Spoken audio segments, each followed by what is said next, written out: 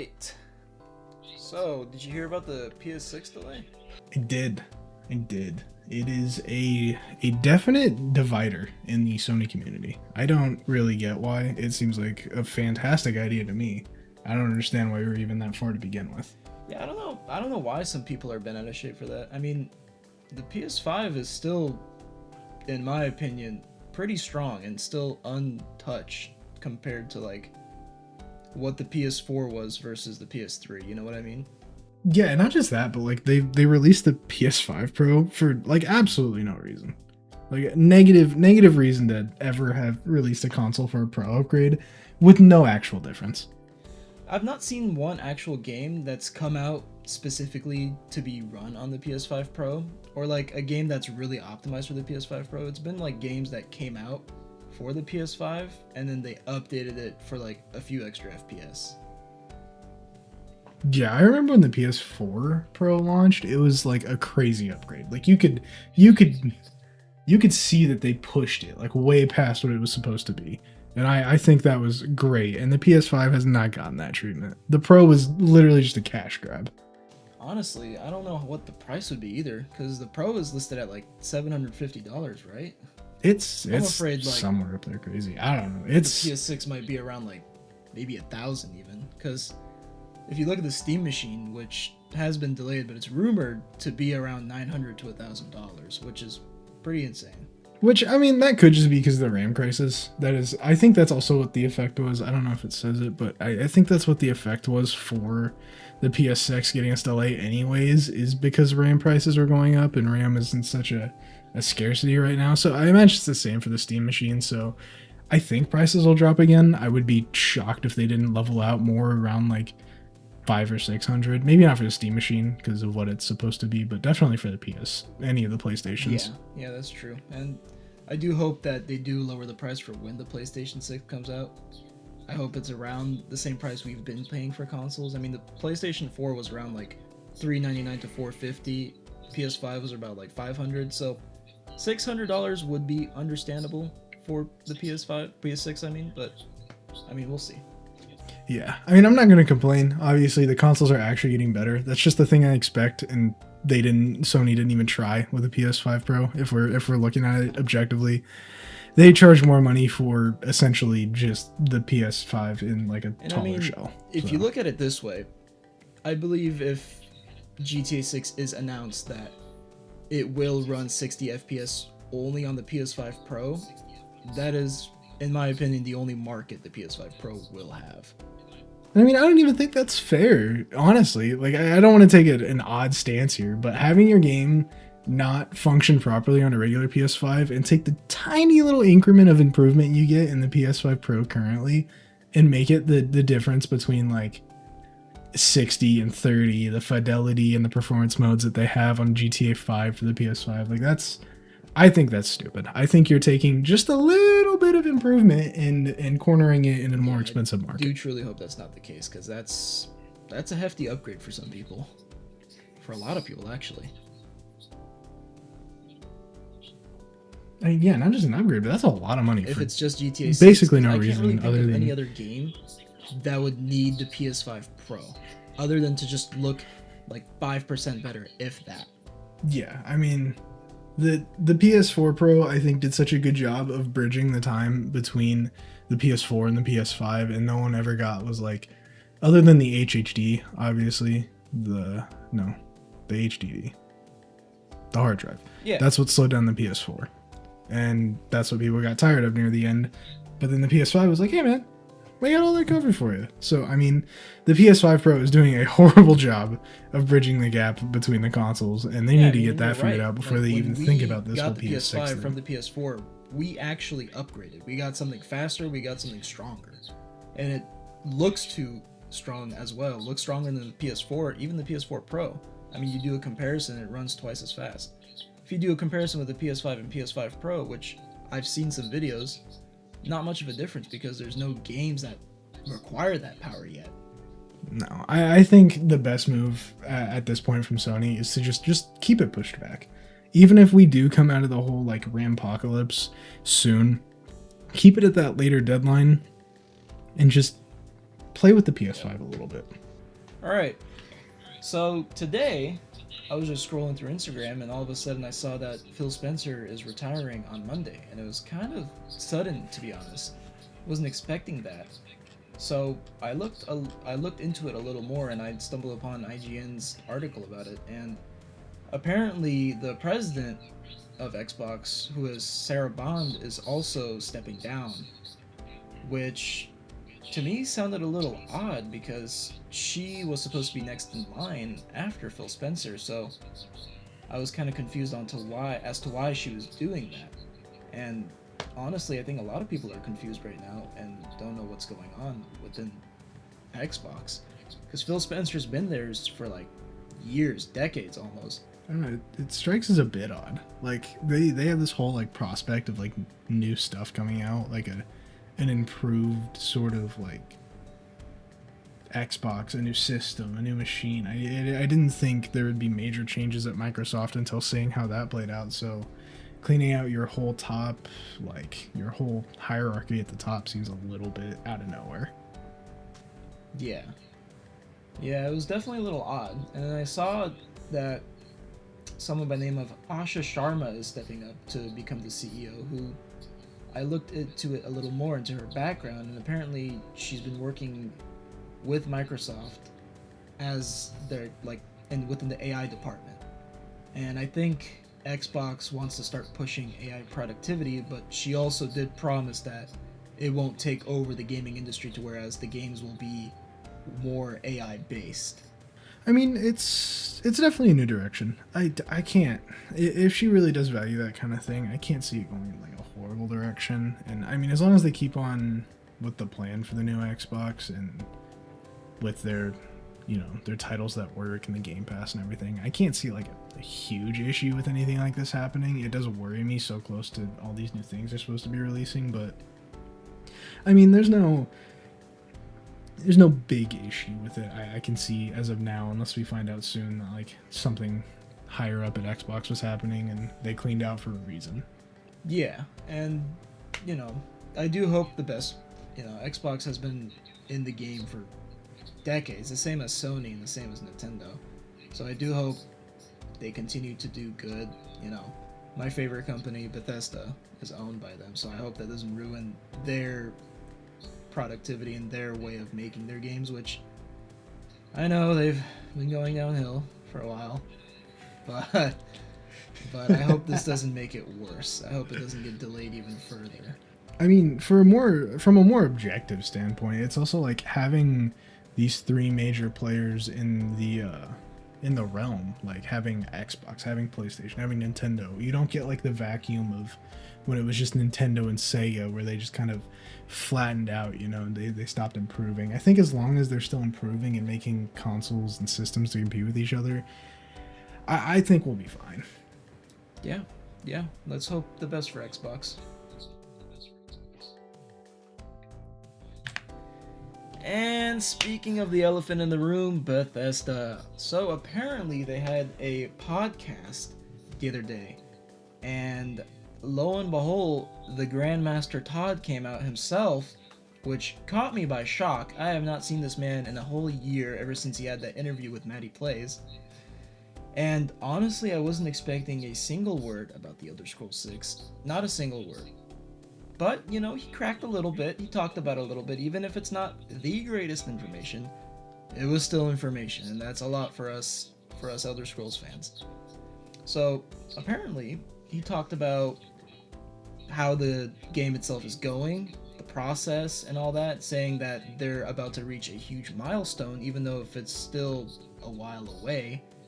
Still, good news for us, we just know it's in production, you know.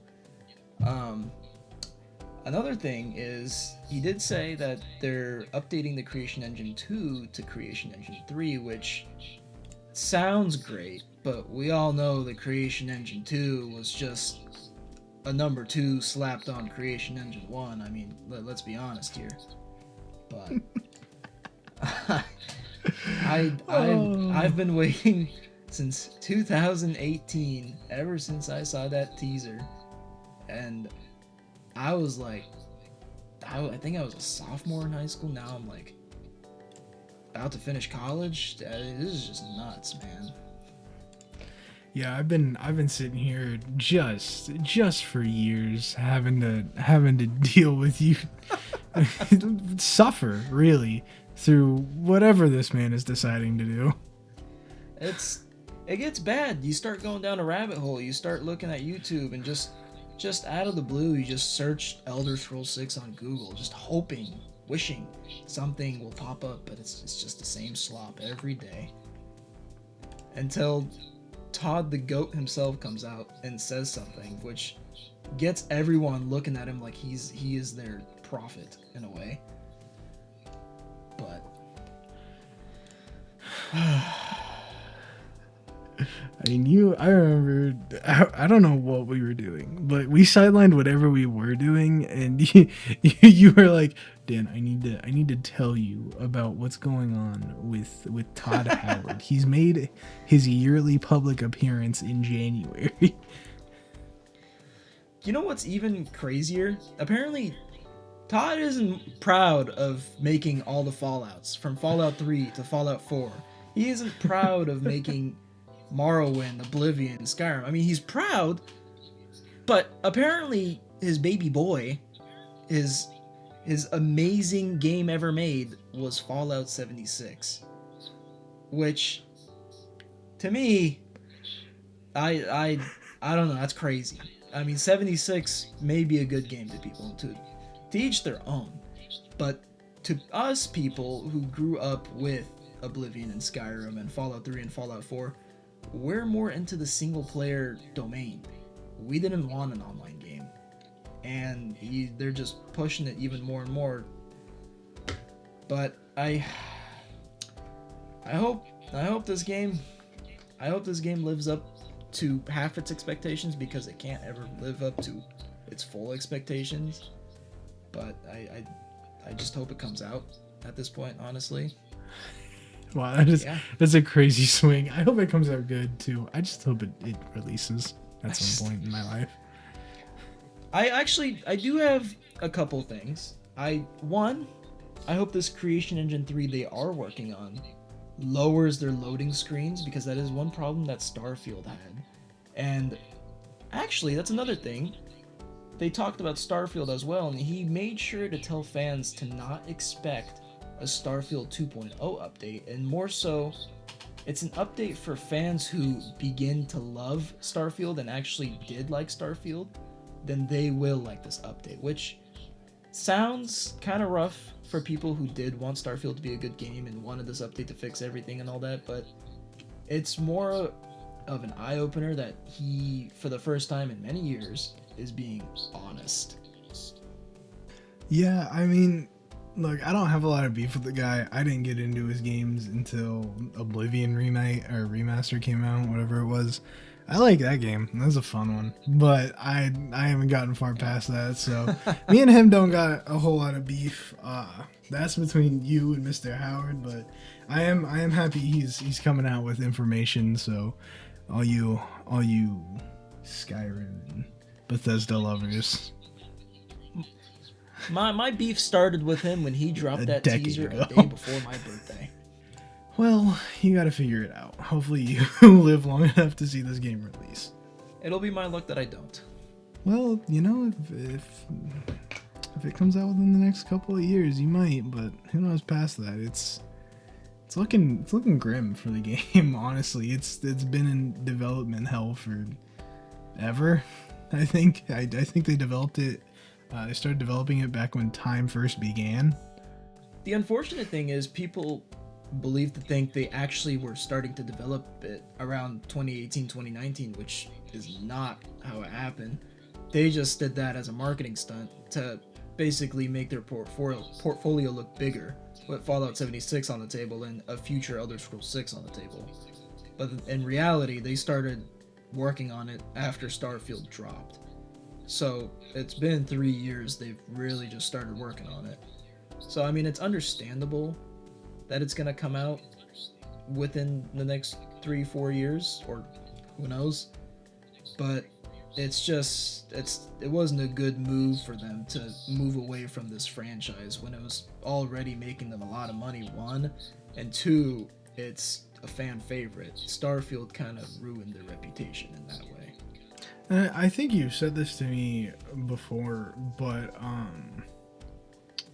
what was it? They were kind of peacocking at the time to get acquired by Xbox, And it worked. and it did work. But what did they gain? They gained money. But they also lost a lot of loyalty. Well, you say that, but their games still sell. Yeah, and I buy them, but you know, I think that's the problem. Maybe everyone's slowed down on the buying of the games. I mean, it's unfortunate, but if they drop a Skyrim remake right now, guess who's first in line to buy it? I mean, I'm guilty as charged, but you know, I could still be mad. I'm gonna be upset while playing my 14th re-release of Skyrim. Skyrim Decade Edition. Jesus. It's unfathomable.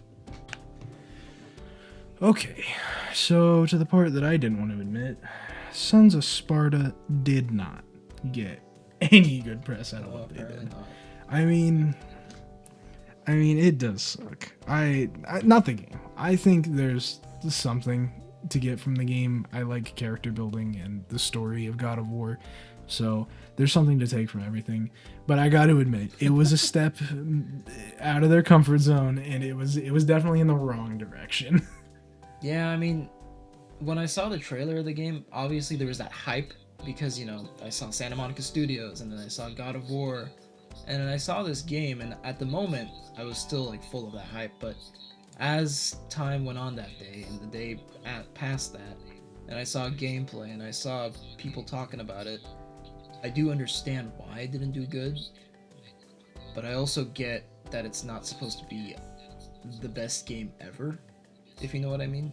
Yeah, I think we're in like the bridge area where they know they're coming out with something that should, for all intents and purposes, be one of the best God of War releases ever. Having, what is it, the remake trilogy coming out.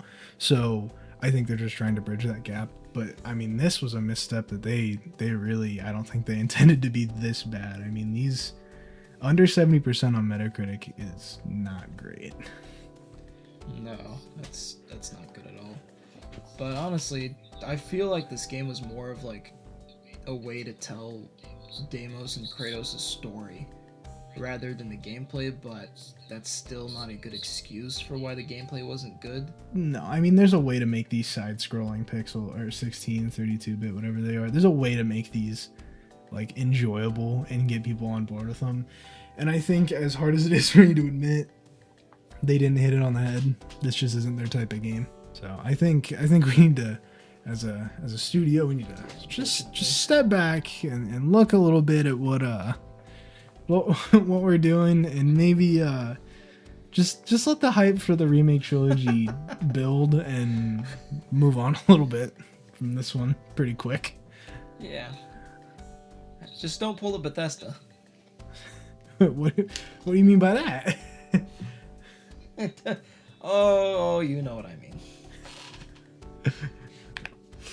All right, and to finish off here today, just wanted to look at the state of play that we covered last week. Absolutely awesome for Sony. Over 2 million viewers for the first time. Huge step up from past years, and this is, if it was going to happen any year, it's great that it happened this year. They had just more than a few good games either release or get shown. Super glad and excited for Sony and PlayStation. Yeah, this was definitely a better state of play than other prior years. I did enjoy more of the games this time. John Wick is probably my most anticipated game because I love Keanu Reeves and I'm glad he's the actual John Wick in this game.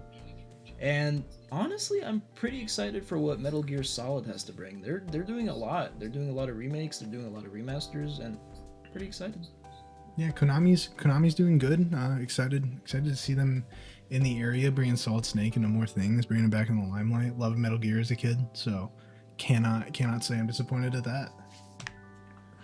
Alright, and that'll do it for this week's video. Thank you guys for watching. Please leave a like. Thanks for watching my Bethesda rant, and catch you guys next week. Bye.